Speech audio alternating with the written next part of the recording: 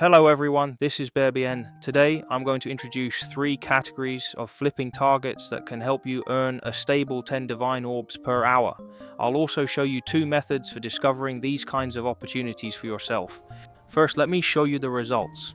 At around 1:40 p.m. I had 77 Divine Orbs and a little over 4 million gold. By 5:40 p.m. I had 108 Divines, 2 Omens of Sinistral Annulment, and over 2 million gold. I didn't record the entire process of flipping and farming gold because I felt it would be a bit monotonous. This image shows the 3 categories and 6 specific items I recommend for flipping.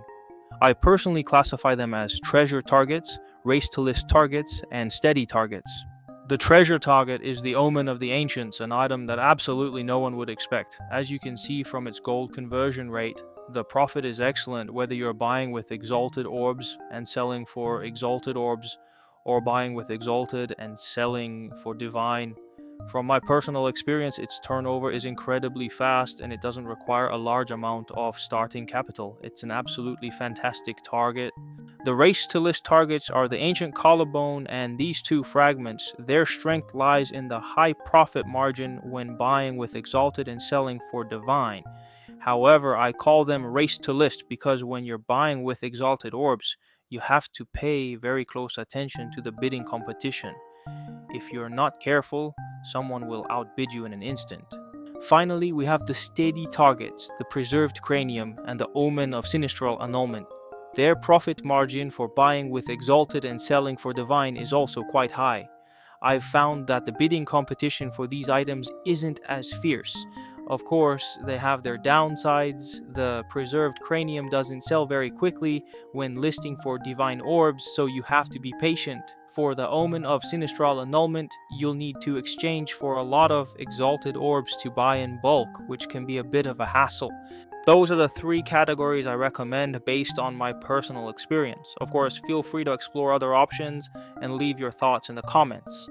Next, I'll show you 2 methods to find these kinds of targets. Both methods start with a visit to my website po2fun.com. The first method relies on your personal experience and game knowledge. For example, if you notice that a certain currency seems profitable, you can visit the calculator page on the site. Just enter the in-game data and all the relevant profit information will be calculated for you. With this information, you can make a more informed decision.